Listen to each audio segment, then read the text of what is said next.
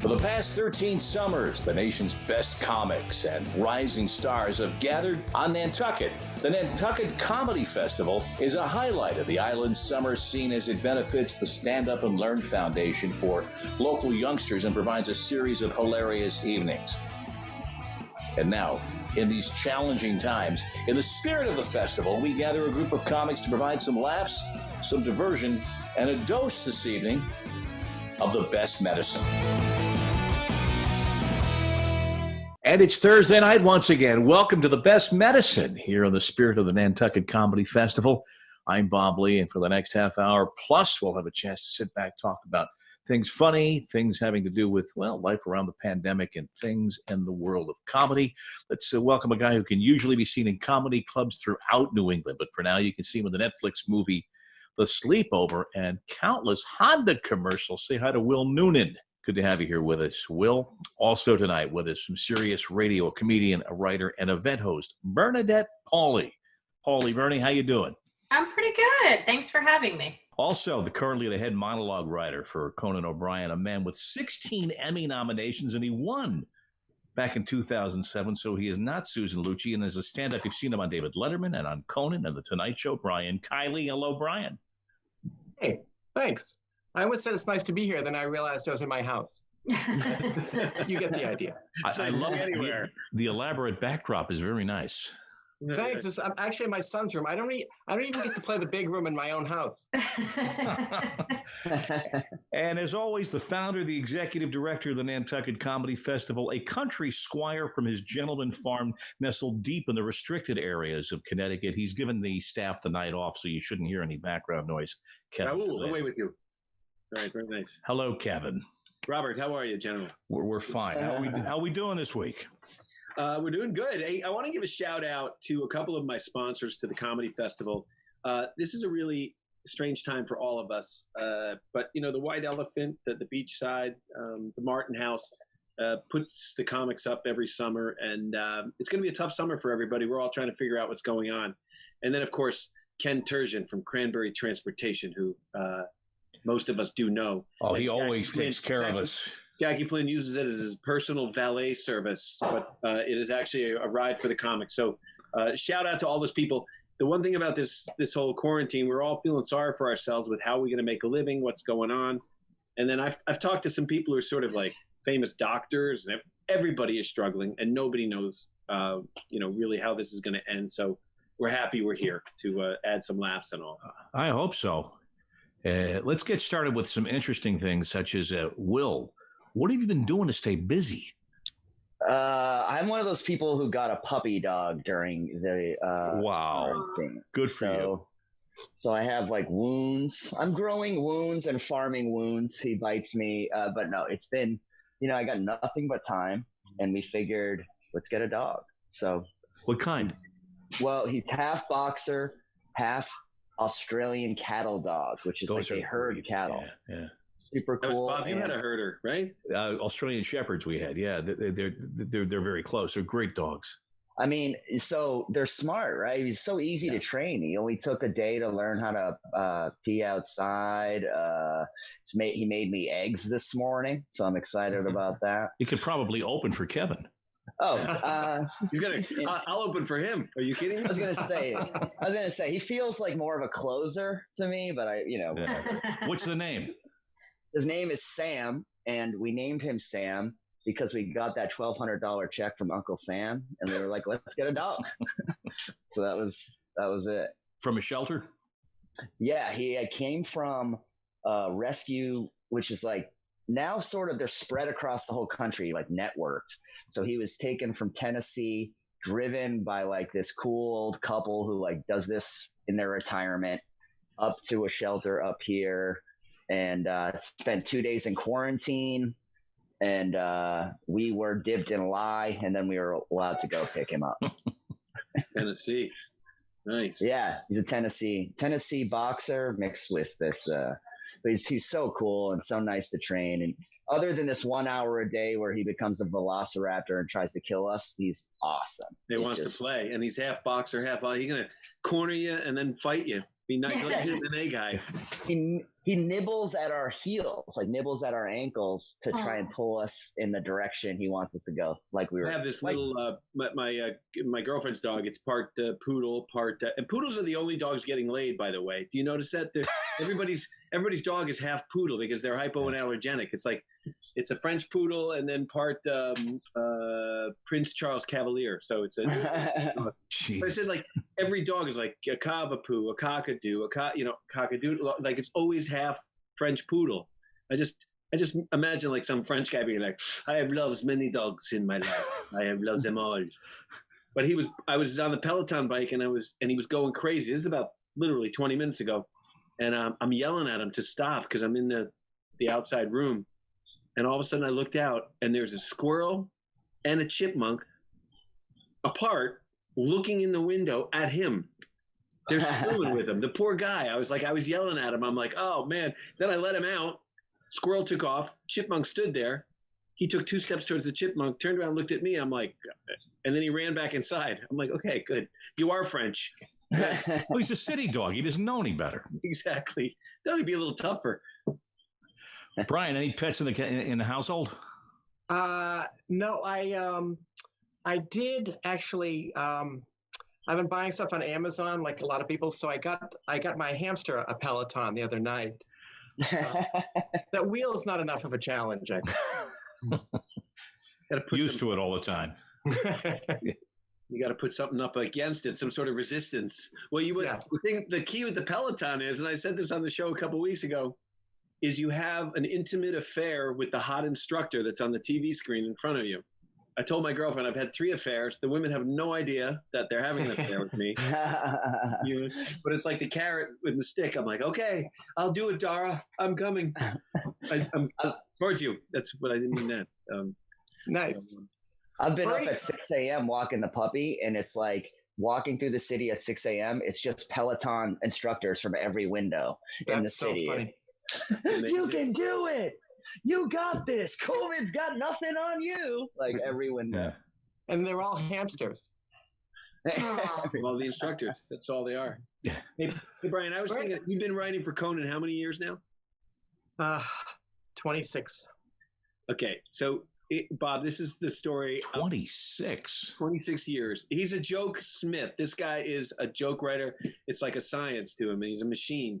And it was funny. I remember we all auditioned for Conan. I think it was at Stitches, maybe? Was it at Stitches or was it at the Comedy Connection? The old one down at Faneuil Hall? I think it was Faneuil Hall, yeah. So here's the deal. So I didn't know then, but like Boston comics, you got to kill. That's what the thing was. You just got to kill.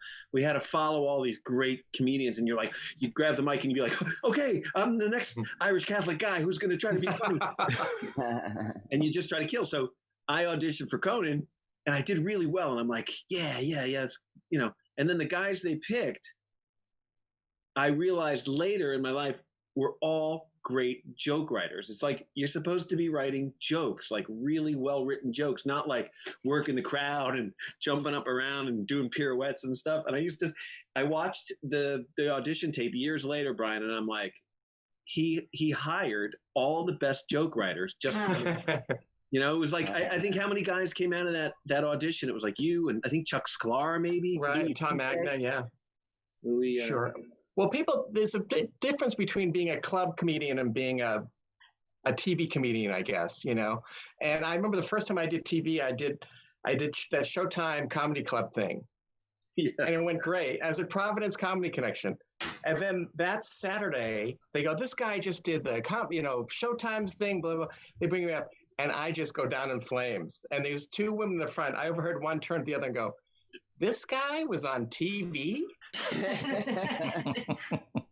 One of my favorite things about Kylie, well, he's fabulous, but I have a great candid picture I took of him in the green room at the Comedy Magic Club on Hermosa Beach, because I walked into the green room and it was just Kylie sitting there, and you were watching Conan O'Brien on the big flat screen in his tuxedo doing the presidential thing. What is it? Right. When they the correspondence dinner.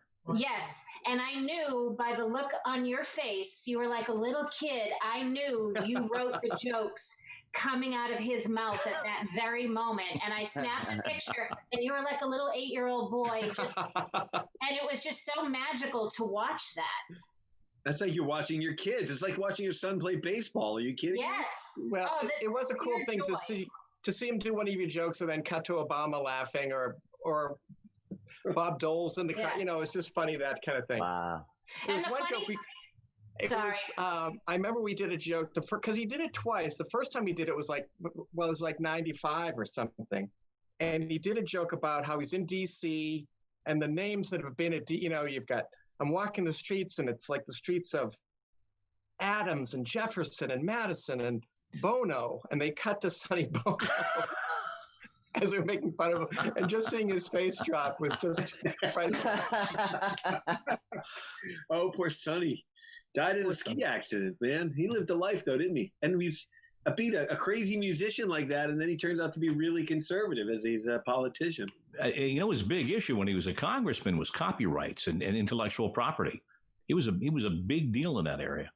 Well, because probably that's what was paid. Exactly. Yeah. Look at all those songs that he wrote. I mean, I'm sure his estate is still chinging their way through the 21st century. Sure.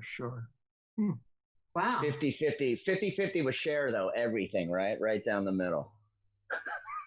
all the residuals. The sequins, the outfits. Yeah. I think she had more money than him, didn't she, at the end there? Probably. I would hope. Yeah. And she's still working, Cher, man. God bless her. It's unbelievable. This entertainment business, I mean, all of us, the road is just...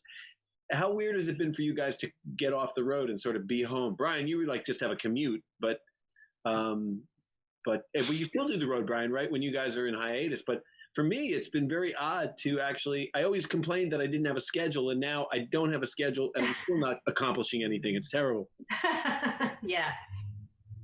We are such creatures of habit, though. So that's where it throws you a little bit, you know?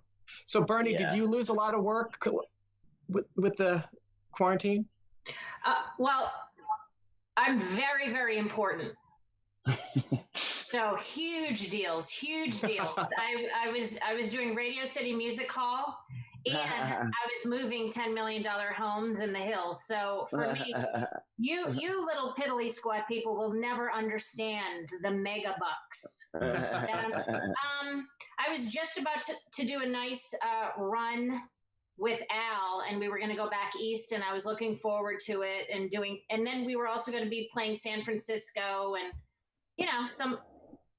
She's talking about Al Ducharme, by the way, everybody. Oh, yes, my husband, Al Ducharme.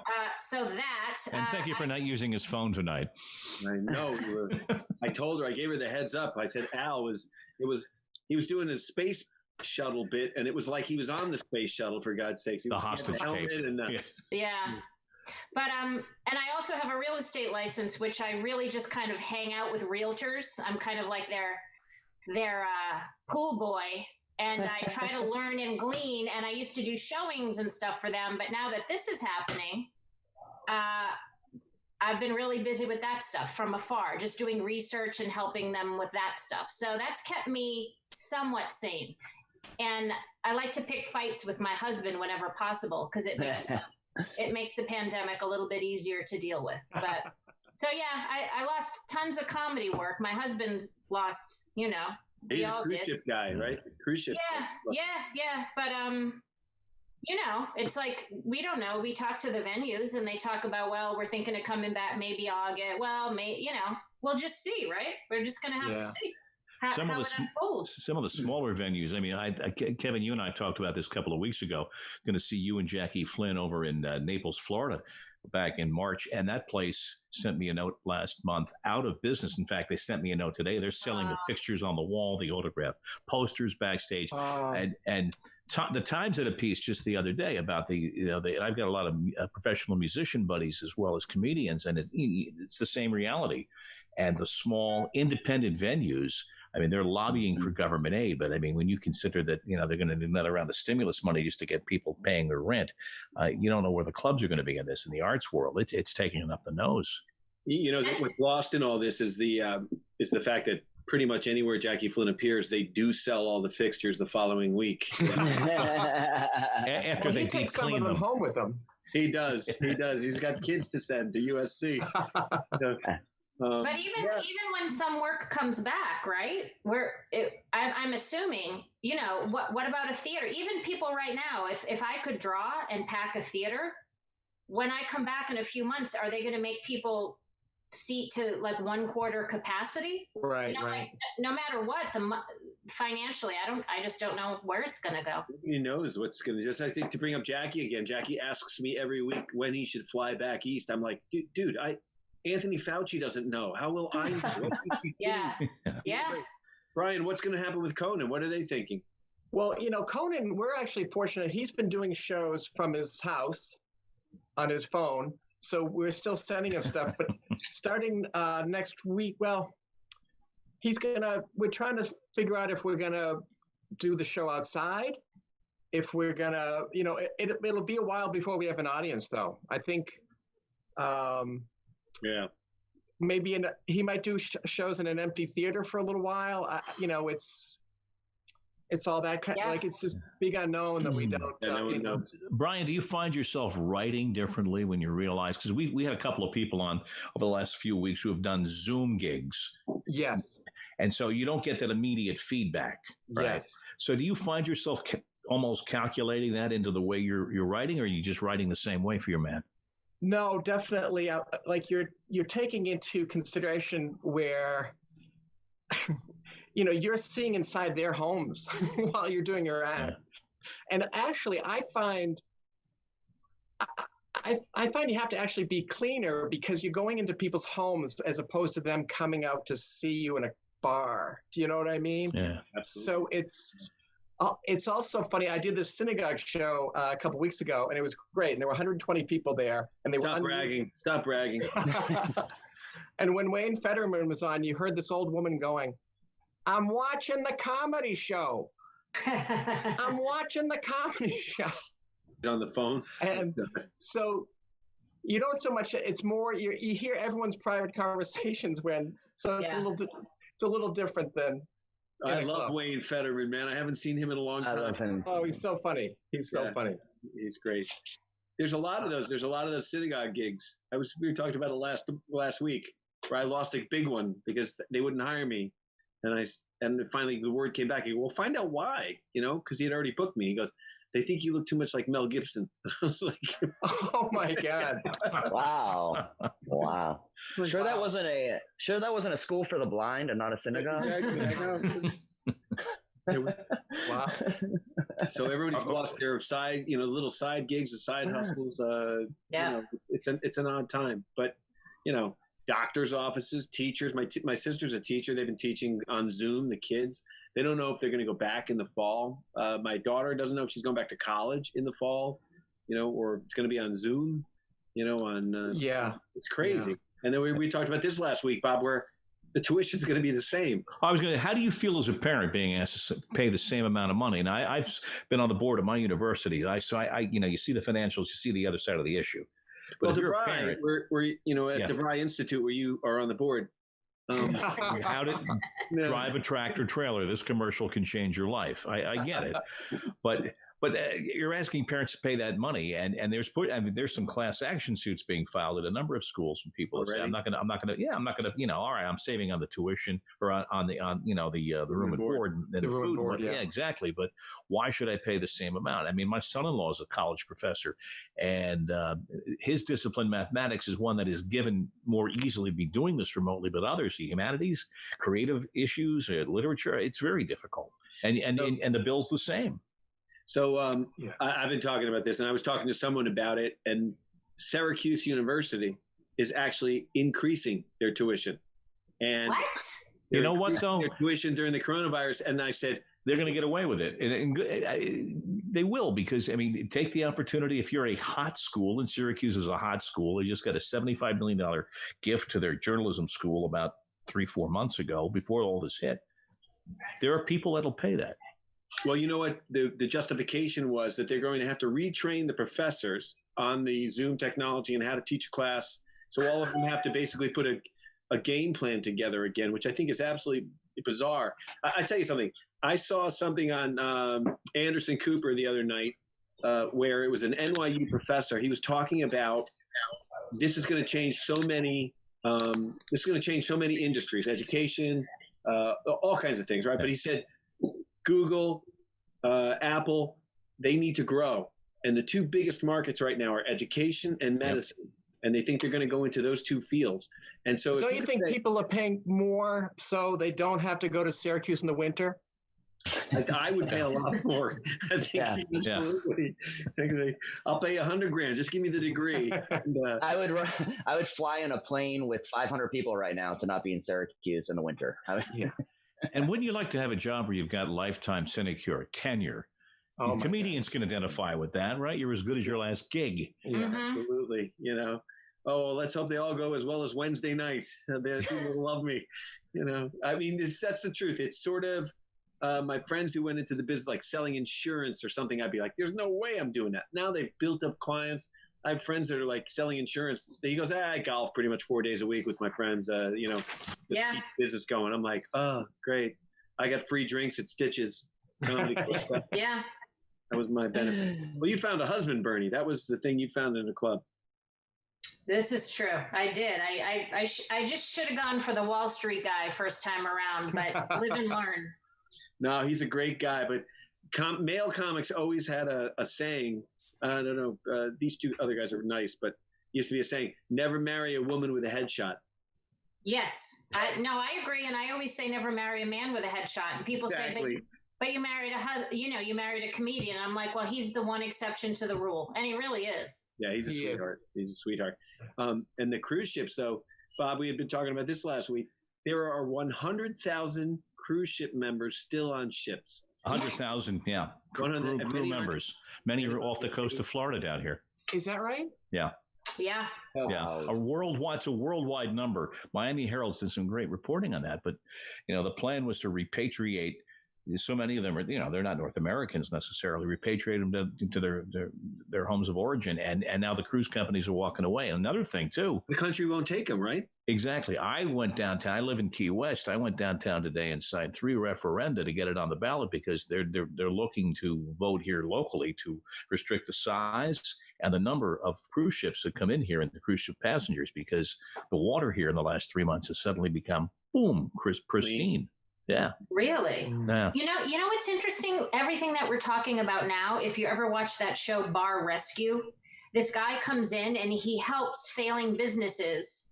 And it's systematic about getting more seats in, more people into your business, you know, make it. Yeah. Now we're literally undoing everything that these business experts have told us to do. And we've got these theaters and restaurants and even cruise ships that they're going to have. Now it's going to be all about having less and less people. Who would have ever thought after all these perfecting the numbers game? It's crazy. Plus with comedy, you want that crowd packed in there and get that group feel. And it doesn't happen in my shows, but you want it packed. You want it. You want that group feeling, and to take that away really hurts. You know. You've been in comedy. You've been in crowds for really packed comedy shows. Oh, I have. Yeah. I've dispersed huge crowds. Exactly. We're walking like Bobby's his first 3 minutes. Letterman used to have the Ed Sullivan Theater really cold. Does Conan do anything like that? Yes. It's not as cold. Like Letterman's was really absurd. The meat locker, yeah. Like 52 degrees, right? Yeah. Yeah. But it does actually help people. Like when it gets hot, people get kind of drowsy. They don't have the energy. So it's better to keep it cool and keeps the lights cooler and all that stuff. Yeah. Mm-hmm. That's hard for us because, you know, we all of us here started in Boston where the weather's cold. People are well fueled with booze. My God, you're so funny, awesome. I was talking about the Will. Have you ever heard of the Boston Comedy Riot? Oh yeah, I've never. I mean, it was still Dick Doherty's, right? No. He bought it or something. But did he really? But it was I hadn't heard that contest. It was like it was a contest in WBCN. Right. Were you a judge or were you one of the hosts or? I was a host. Yeah. It was a big deal, but I think the premise was odd because they would have the biggest crowd of the year for comedy in the Paradise Rock Club, and everybody would go, all the comics, but then they'd put up the open micers, basically, It's like the guys who were really, really green, and then you'd have like a, Kenny Rogerson or Gavin would host, and all of a sudden, they'd kill. Then an open micer has to come up with their first 7 minutes, like in front of 450 people. It was horrible to watch. It was a lot of fun though. But you won one year. I won, I won like in '86 or something. But it was who I beat? I beat in my finals were Louis C.K., David Cross, Mark Maron, Tom Cotter, Vinny Favorito, Jackie Flynn, and Janine Garofalo. Oh my God! Good Lord! And here you are with us. And I'm with you. Weren't you still playing soccer in '86? No. Oh, I did go back. I had because I have a goal here. Oh damn it! It won't. It's not going to. I'll have to take this down here. But you sent this to me the other night, and I think fully in the expectation that I was going to. Oh my God, Bob! You're not going to show that, are you? No, it's me. But it's if I can just get to take out the. Here we go. My hair is very long. My shorts are a lot of ass grabbing and very tight shorts. This is a goal. Nothing's changed. Oh, he just talked, so you can't see it. All right. Here, I'll play it again from the head. I got to get our. There we go. Here's me. Nice. Yeah. And the crowd goes wild. I get the replay. You see it better on the replay. I do grab some ass there. Oh, you do? Yeah. I'm not just talking out of school here. So that was indoor soccer. Right, the replay. You get a better angle. Yeah. Where was that game played? In his garage. Oh, I missed that angle. It was in there we go. Kalamazoo, Michigan. It's the old Detroit Express. It was indoors, and it was part of the IHL. So we would play on the ice, and it was fantastic. Like I was talking about your son before, who pitched in semi-pros, and it was. Hey guys, yo, we're gonna see the dog, I think. Let's see him. Your dog just walked into my apartment. It's all good. We don't mind. You can mute yourself, Will. Oh, sorry about that. I hope the dog's wearing a mask. But like Will. Brian, like you were saying about your son, he pitched in the minors for a while. He got it out of his system. It's basically what happened to me. I played 2 seasons in the indoor league. Great. Then went to BU. I went to grad school, coached the soccer team there, and started doing stand-up, and just got lulled away by just watching Gavin and Lenny and Sweeney, all those guys just. But also, you have great stories. You have lifelong friends. It's such a cool thing to do. Yeah, and I think I used to say to my friends, it's like some of the funniest guys I knew were soccer players. It was just a great time, just the stories. And my son's team, they played in Trinidad, Colorado, and his coach would drink during the games. And they would put them up in these terrible motels where one night they hear gunshots and the coach texts everyone, stay in your rooms, because like a drug deal had gone bad or something. It's like nice neighborhood that the coach was involved in. Yeah. Never proven. We used to play in a game on Friday night, and we'd fly sometimes, but for the most part, it was throughout the Midwest. It was like Louisville, Kentucky, Canton, Ohio.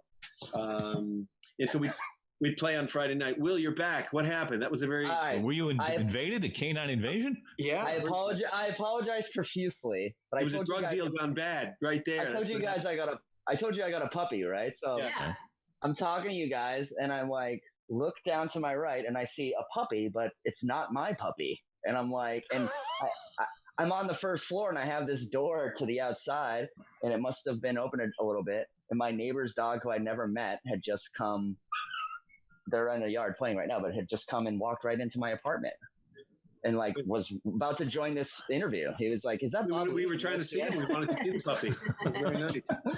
We didn't think it was a drug deal gone bad in Springfield, but and then I just sprang into action, forgetting that I had my Bluetooth on. I ran outside. I was like, "Neighbor, your dog is in my house." We heard the whole thing. Thank God you went to the restroom. I'm so sorry. And the gunshots. Yeah. Bob, have you ever done that? Bob, have you ever?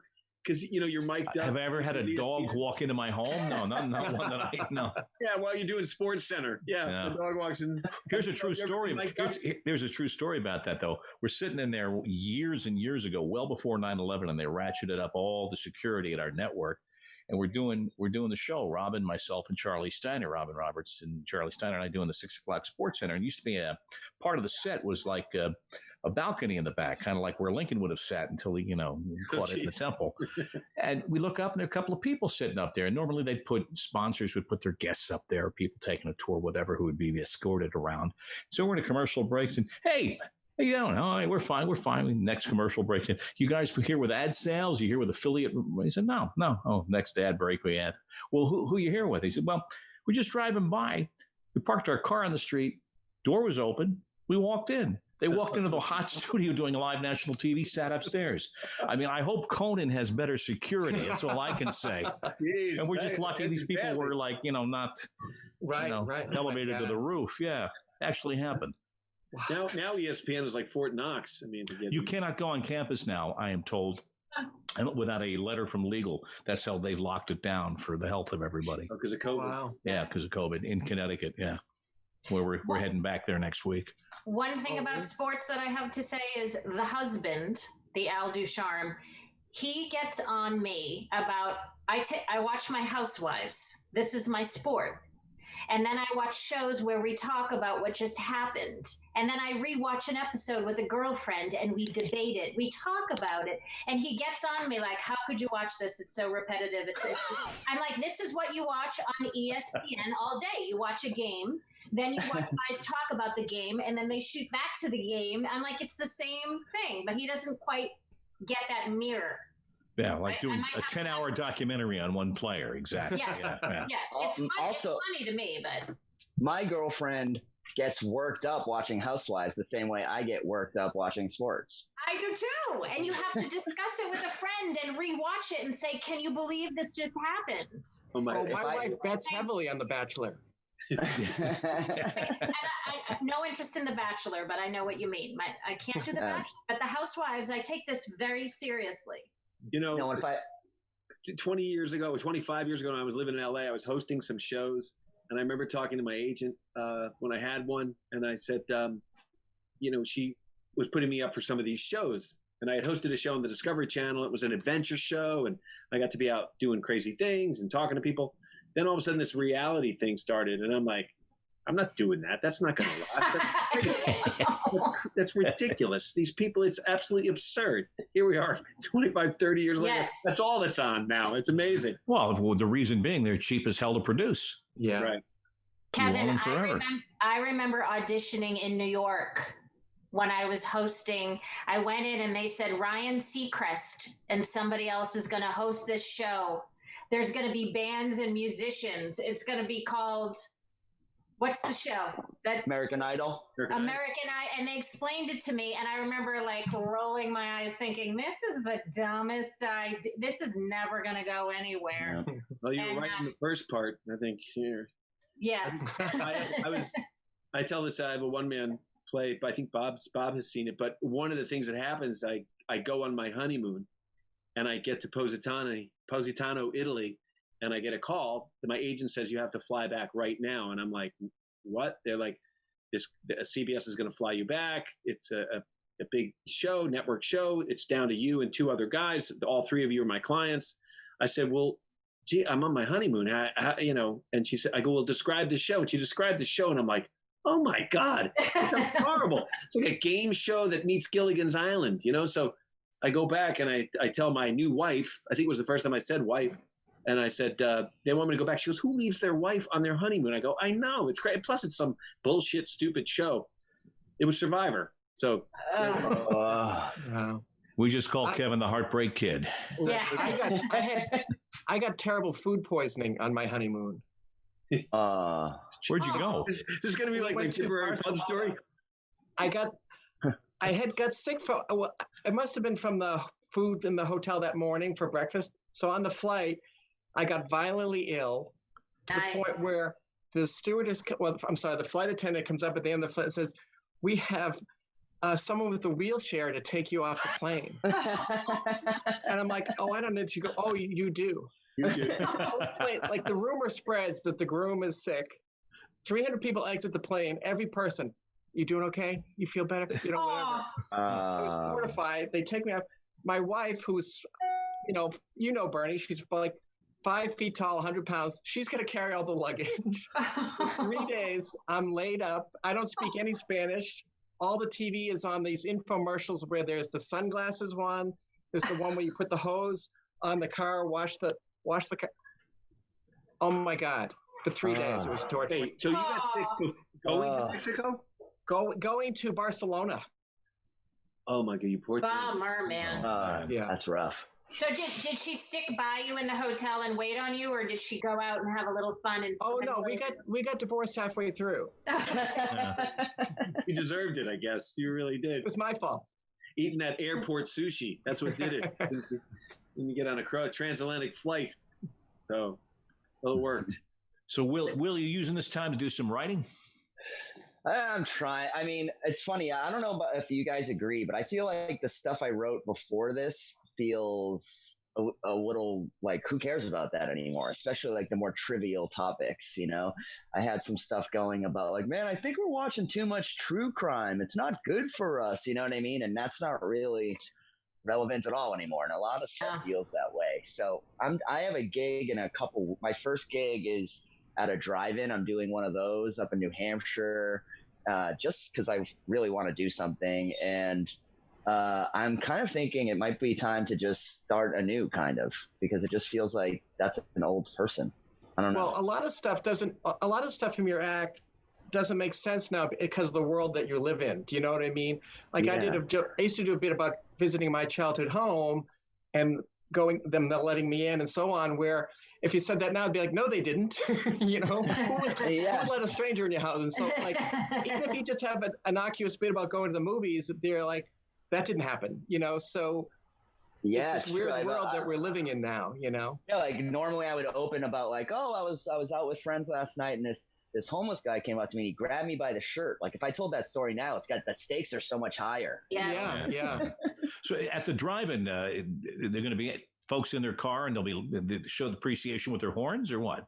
I'm pretty sure that's what it's going to be. And I don't know. I had when this started, I had sort of a romantic thought, Bob, where I was like, you know, when I get back on stage again and they're giving me that ovation, a single tear is going to come from my eye and it's going to be a tear of joy, you know? But what it's really going to be is me getting mosquito bitten at a drive-in, and it's going to be a single tear of absolute sadness and despair. Oh, well, that's uplifting. Jeez, Will. But I've heard a rumor. I don't know if you guys have heard about this, but there's a rumor that in the future of stand-up comedy, every comic will have their own microphone that they bring with them to the gig, and we just plug it in. And I've heard that. And they're calling them mic sabers. So like it'll be like our lightsaber that every comic has. So I'm hanging my hat on that right now. You're going with lightsaber. Lifesaver. That's a good bit. There are some microphones, guys. I mean, you work some of those clubs. Some nights you grab it and you're like, you have it about 6 inches from your nose and you're like, oh my God, it smells horrible.